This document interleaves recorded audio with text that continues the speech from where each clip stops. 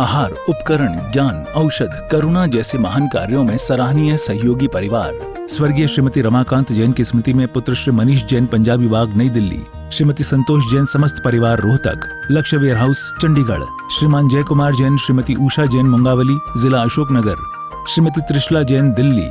Shri Manoj Jain, Gurgaon. Shri S के Jain, advocate, Sonipat. Shri Arushi Jain, आर्जव Jain, पुत्र श्री अरुण जैन, फरीदाबाद। श्रीमती निर्मला जैन, श्री सुशील जैन, श्री मनीष जैन, हर्ष जैन, जगराव, पंजाब। श्री अनुपम जैन, फरीदाबाद। श्रीमती उमा जैन, धर्मपत्नी श्री मुकेश जैन, आयुषी जैन, स्नेहा जैन, रोहित जैन, लावण्या, ईशानवी, यमुनानगर। श्रीमती पल्लवी जी, श्री प्रभात जी, नारायण टाउन, गाजियाबाद। स्वर्गीय श्री विनोद कुमार जैन की स्मृति पर पुत्र श्री अनंत कुमार जैन, तंबाकू वाले, सिरसागंज। आहार, औषध, अभय और ज्ञान, शास्त्रों में अंकित हैं ये 4 प्रकार के महादान। अगर आप चाहते हैं अपने इस भव का परम कल्याण, तो सृष्टि मंगलम समिति श्री महावीर जी से जुड़िए। सृष्टि मंगलम प्रणेता, जिन धर्म प्रभाविका, वात्सल्य मूर्ति, परम पूज्या, गणनीय आर्यका 105 श्री सृष्टि भूषण माता जी के मंगल आशीर्वाद एवं प्रेरणा में संचालित संस्थाएं श्री आदि सृष्टि मंगलम श्री महावीर जी, सृष्टि मंगलम फाउंडेशन श्री सम्मेद शिखर जी, श्री आदिनाथ सृष्टि धर्म प्रभावना समिति, दिल्ली। सृष्टि मंगलम सेवा समिति, श्री आदि सृष्टि मंगलम अतिशय क्षेत्र श्री महावीर जी में चतुर्वेद संघ आहार, उपकरण आदि की व्यवस्था सुचारू रूप से कई वर्षों से की जा रही है, जिसमें त्यागी वृत्तियों की भोजन व्यवस्था व यात्रियों के ठहरने के लिए वातानुकूलित आवास व्यवस्था भी उपलब्ध है। तो आप भी अपनी चंचला लक्ष्मी का सदुपयोग कर पुण्य के भागी अवश्य बने। 1 दिवसीय आहार व्यवस्था 2100 रुपए, सामान्य सदस्यता 1 वर्ष 11,000 रुपए, सामान्य सदस्यता 2 वर्ष 21,000 रुपए, सदस्यता 31,000 रुपए, विशिष्ट सदस्य 51,000 रुपए, अति विशिष्ट सदस्य 71,000 रुपए, संरक्षक 1,11,000 रुपए, शिरोमणि संरक्षक 2,11,000 रुपए। दान देने हेतु बैंक खाता विवरण निम्नवत है। खाता नाम श्री आदि Srishti Mangalam Samiti, branch bank of Baroda Shri Mahavir ji, account number 0119010027378, IFSC BARB 0 SHRIMA, PAN number AAOAS 6329R। अधिक जानकारी व रसीद प्राप्त करने हेतु संपर्क सूत्र 9376571002। हर अच्छे शुभ कर्मों को तुम कल पर टालते हो। तुम ही अलार्म भरते हो रात को कि सुबह उठकर जाप करेंगे, ध्यान करेंगे, सामायिक करेंगे और सुबह अपने हाथ से उस अलार्म को बंद कर देते हो। सोचो, संसार के लिए सोचते हो कि कल करेंगे और अपने उत्थान की हर बात को सोचते हो कल पर टाल देते हो। कल पर टालो, लेकिन कल कभी नहीं आता है। कल जब भी आता है आज होकर आता है। आज होता और अभी होता है। इसलिए कहा है कि जब लो न रोग जरा गहे तब लो झटत निज हित करो। जब तक तुम्हारे शरीर में रोग नहीं आ जाए। आप कोमा में पड़े होंगे, लेकिन आप सोचते हैं कोमा वाले व्यक्ति को क्या पता चलता, उसी के पास लोग खड़े होकर ये भी बात करते हैं कि कब जाएंगे, कितना टाइम और लगेगा। सोचिए, हमारे यहाँ कहा अंतस की चेतना जागृत रहती है, बाहर के शरीर का मोमेंट भले नहीं हो। इसलिए ध्यान रखना, हम अपने जीवन में अपनी जागृति में अपनी जब तक हमारी बाह्य चेतना भी न खो जाए तब तक सजग रहें। एक क्षण के लिए भी पापों का आश्रम नहीं होने दें। और संसार में रहना कोई बुरी बात नहीं है, सिर्फ ज्ञाता दृष्टा होकर रहो। आज तक हम कमाई करते हैं तो इतनी आसक्ति पूर्वक करते हैं कमाई कि भोगने का टाइम ही नहीं मिलता है। हम मकान बनाते हैं तो इतनी दिल लगी से बनाते हैं कि बरसों तो मकान बनाने में लग जाते हैं, लेकिन मकान का आराम नहीं भोग पाते। क्यों? क्योंकि हमेशा हम धर्म को आगे करने की सोचते हैं और धर्मात्माओं को पीछे करने के। आपने देखा, आप कहते हैं आदिनाथ हो गए अभी नहीं होंगे, महावीर हो गए अब नहीं होंगे, माने परमात्मा अब नहीं होगा। तुम्हारे पापों को देखने के लिए वो अब नहीं आएगा। और तुम हमेशा कहते हो कि धर्म कल कर लेंगे, अगले जन्म में कर लेंगे, बुढ़ापे में कर लेंगे। कल पर क्यों टालते हो? हर शुभ कर्म को आज करो, क्योंकि आज से ही कल का उद्घाटन होता है। आज बीज डालोगे तो कल मिलेगा। इसी प्रकार से आपने देखा, लोग कहते हैं निदान, हमारे जितने चक्रवर्ती हुए, कोई भी रावण आदि हैं, कंस आदि, इन लोगों ने मुनि अवस्था में निदान किया था, उसका दुष्परिणाम भोग तो मिले हैं। प्रति नारायण आदि का पद मिला है। एक नहीं, बहुत सारे नारायण, प्रति नारायण जितने हैं, इन्हें पद तो मिले हैं लेकिन पद की लालसा नहीं छूट पाई। अंतिम समय तक गृहस्थपनी का त्याग नहीं कर पाए, गृहस्थी नहीं छोड़ पाए, दिल से आसक्ति नहीं छोड़ पाई। क्योंकि आसक्ति कहती आ सकती है, जा नहीं सकती है। एक बार आ जाए फिर आसक्ति है आसक्ति, और आसक्ति कभी पूरी नहीं होती है। वो तो सिर्फ ऐसी शक्ति है तुम्हें मुर्दा कर देती है, तुम्हें बेजान कर देती है, तुम्हें लाश बना देती है। क्योंकि किसी को भी देखिए, जब घर में बैलगाड़ी थी तो 2 पहिए की गाड़ी का सोचा था, 2 पहिए आ जाए तो 4 पहिए की सोची थी, और 4 पहिए आ जाए तो और बड़ी गाड़ी, और सब कुछ कोठी बंगला, कहीं कहाँ पहुँच जाते हो, दिल्ली पहुँच जाते हो, और दिल्ली में भी कहाँ पहुँच जाते हो, राजघाट पहुँच जाते हो। इसीलिए हमारे आचार्यों ने कहा कि दुनिया में रहना, लेकिन दुनिया में दर्शक बनकर रहना, इस देह को मित्र बनाकर रखना, इसकी सेवा में पूरा समय मत लगा देना, और इसको गालियां देकर धक्के भी मत मारना। वरना आपको पता है जब तक आप स्वस्थ रहते हैं तब तक पता नहीं चलता है। हर मजहब का आदमी, हर धर्म का आदमी, चाहे वो राम को मानता हो, कृष्ण को मानता हो, मोहम्मद को मानता हो, महावीर को मानता हो, किसी को भी मानता हो, लेकिन वो ये बात जरूर जानता है कि हमें आनंद प्राप्त करना है। और वो आनंद का प्रयास नहीं करता, सिर्फ भगवान से भीख मांगता है। आनंद का खजाना हमारे अपने अंदर है, आनंद का खजाना बाहर नहीं है। लेकिन हम कितना कल्प टालते हैं। एक बच्चा फकीर संत के प्रवचन सुनकर आया और उसने घर में आकर माँ से कहा कि माँ मुझे तो दीक्षा लेना है, मुझे संत बनना है। उसकी माँ ने कहा बेटा अभी तो छोटा है, तू क्या जानता है दुनियादारी को, थोड़ा पढ़ लिख ले फिर दीक्षा ले लेना, फिर संत बन जाना। और कहते हैं वो पढ़ लिख गया तो माँ ने कहा जब इतना पढ़ लिख लिया है तो मैं अकेली क्या करूँगी, तेरी शादी हो जाने दे, फिर पत्नी को मेरे पास छोड़ जाना, फिर तू चले जाना। जब शादी हुई और पत्नी से कहा मुझे तो माँ के कहने पे शादी करना पड़ी, मुझे तो फकीर बनना है, तो उसकी पत्नी ने कहा पागल हो, पहले ही बन जाते, मेरे जीवन क्यों खराब किया। अब कम से कम मुझे एक बच्चा हो जाए तो मैं उसके सहारे जी लूँगी, तुम बन जाना।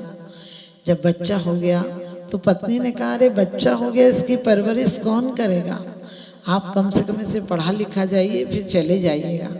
पढ़ लिख लिया, फिर पति बोला कि मैं जाता हूँ। पत्नी बोली अभी जितना इंतजार किया तो कम से कम बहू की रोटी तो खा जाओ। और कहते हैं बहू भी आ गई। फिर पत्नी ने समझाया अरे दुनिया मूल से ज़्यादा ब्याज को प्यार करती है, अब जब बच्चा हो ही गया, शादी हो गई तो कम से कम 2 साल 3 साल रुको, नाती पोते हो जाने दो, उन्हें खिला कर जाना। जब नाती पोते हो गए तो बूढ़ा बहुत शिथिल हो गया, धीरे धीरे इंद्रियां शिथिल हो गई। और उसके बाद फिर वही देवता आया और कहने लगा चलो भाई अब कब तक रुके रहोगे। वो कहने लगा हम नाती पोते नहीं छोड़े जाते हैं, बड़े प्यारे हैं, अब देख लूँगा, फिर किसी जन्म में देखूँगा। और कहते वो मर गया।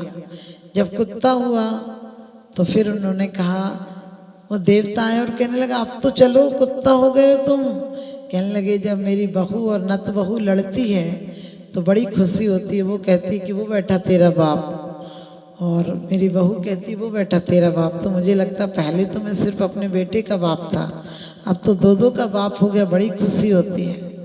कहते हैं फिर भी नहीं माना और मर गया। बिल्ली हुआ और बिल्ली फिर देवता आया, कहने लगा चल। तो वो कहने लगा नहीं अब तो बच्चों का जूठा कूटा पड़ा रहता है, दूध रोटी तो उसको खाता हूँ, अच्छा लगता है नाती पोतों का। फिर चूहा हो गया और फिर भी नहीं गया। कहने लगे बच्चों के कपड़े कतर कतर के खाता हूँ, बच्चे तो नहीं मिलते प्यार करने के लिए, कम से कम बच्चों के कपड़ों से ही प्यार कर लेता हूँ। और फिर पता नहीं कहाँ गया। इसी प्रकार से हम सब की आशा भी है, हम हर संयम के कार्य को, हर गृहस्थ आश्रम को जो शुभ बनाता है, सुखी बनाता है, हमारे आचार्यों ने कहा है वो अणुव्रत हैं। घुटनों के बल चलते चलते पैरों के बल चल जाते हैं, और छोटे छोटे नियम एक दिन बहुत बड़े बन जाते हैं।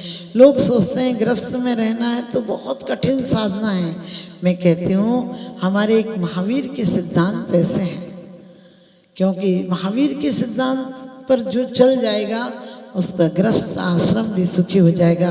आपने देखा किसी की आप हिंसा कर दो, किसी से बुरा बोल दो, किसी के बारे में बुरा सोचो तो हम भी आकुलित होते हैं और सामने वाला भी आकुलित होता है।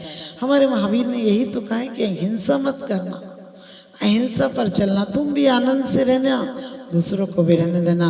आप झूठ बोलते हो, कर्कश बोलते हो तो लोग आपको धिक्कारते, तुमने कैसे शब्द बोल दिए, तुम इंसान होकर तुम्हें बोलने का ख्याल नहीं रहता है। लेकिन ध्यान रखना, यदि हमारे अंदर नम्रता है तो श्रावक मृदुभाषी होता है। ग्रस्त में रहकर वो ऐसे वचन बोलता है कि उसके वचनों से लोग बाग बाग हो जाएं, आग आग ना हो जाए। कहा भी है कुदरत को ना पसंद है शक्ति जुबान में, इसीलिए तो नहीं दी हड्डी जुबान में। आपको पता है इस जुबान जवान जवान को धूल चटा देती है। ये जुबान दो काम करती है, एक चखना और बकना, दोनों काम खतरनाक होते हैं।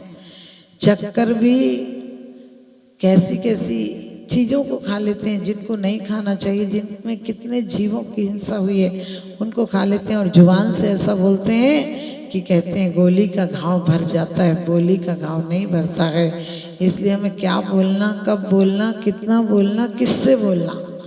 हमारे यहाँ पहले कितनी अच्छी बच्चों को शिक्षा दी जाती थी कि बड़ों को जवाब नहीं देना, बड़े तो डांटेंगे तो कोई बात नहीं, वो बड़े हैं, और छोटों को डांटना नहीं क्योंकि छोटे छोटे हैं, उनको तो गलतियाँ होती हैं, क्षमा बड़न को चाहिए छोटन को अपराध, कि बड़े बड़ाई ना करें, बड़े ना बोले बोल, हीरा मुख से ना कहे बड़ों हमारो मोल।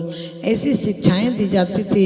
आजकल बचपन से हम ईगो सिखाते हैं बच्चे को। उसने कहा तू जवाब नहीं दे सकता था, उसने कहा तू कुछ कह नहीं सकता था, उसने एक चांटा मारा तो दो चांटे नहीं मार सकता था। आप सोचिए हम बच्चों को कलहकारी बना रहे हैं, और ऐसे बच्चे अपने जीवन में कभी सुख नहीं रह सकते हैं, क्योंकि ये प्रतिस्पर्धा, ये ईर्ष्या उन्हें अपने जीवन में, अपने परिवार में दाम्पत्य जीवन को नरक बना देगी। हमारा अहंकार है कि मैं कहीं नहीं जीने देता है। झूठ बोलकर आज सुबह से शाम तक हम स्कूलों में नैतिक शिक्षाओं में सिखाते हैं कि बेटा सत्य बोलना, ऐसा करना, मृदुभाषी बोलना, लेकिन घर में आकर कैसे बोलते हैं। घर में बच्चों को क्या सिखाते हैं, माँ सिखाती है, पापा के पैसे निकाल लेती है, और पापा पूछते हैं तो कह देती है आप कहीं खर्च कर आए होंगे। वही बच्चा भी यही देखता है कि माँ ने झूठ बोला और वो भी माँ के पैसे निकाल लेता है। आपने छोटा चोर नहीं बनाया, एक दिन बड़ा चोर बन जाएगा। ये चोरी के संस्कार सिर्फ आज काम नहीं आएंगे, बड़े होकर दुकानों में चोरी करेगा, माल में मिलावट करेगा, लोगों को बीमारियों का घर देगा। आज पैसे की आसक्ति ने आदमी को कैसा अंधा बना दिया है। आपने देखा, कहते हैं कि बीजों में मिलावट है, बातों में मिलावट है, दुकानों में मिलावट है, रहा कुछ भी नहीं सच्चा कि अब तो भावों में मिलावट है, इसीलिए गिरावट है, सजावट है, बनावट है। कि वास्तव में जिंदगी में सजावट हो गई, गिरावट हो गई, बनावट हो गई। प्रकृति में कुछ नहीं बचने दिया हमने, जिसको विषाक्त नहीं कर दिया। आज खेतों में भी इतना जहर डल रहा है। फिर लोग कहते हैं कि हमारा मेडिकल इंश्योरेंस है, लेकिन क्या करेगा मेडिकल, क्या करेगा मेडिकल क्लेम, जब आप शरीर से स्वस्थ नहीं रखोगे, शरीर को स्वस्थ नहीं रखोगे तो आपका कोई भी सुख आपको काम नहीं देगा। आपने देखा कितना भी घर में सुख साधन हो, लेकिन आपका शरीर अस्वस्थ हो तो आपका सारा ध्यान उसी पर जाता है।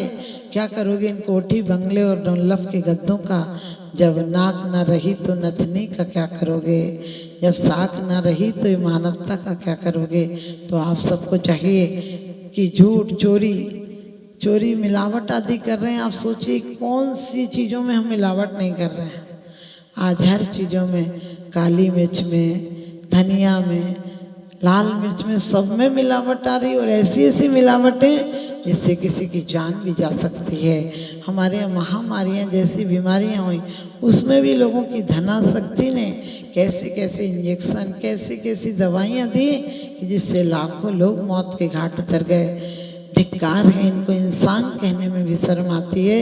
इंसान की इंसानियत गुम हो गई कहाँ, साये में आदमी है मगर आदमी कहाँ।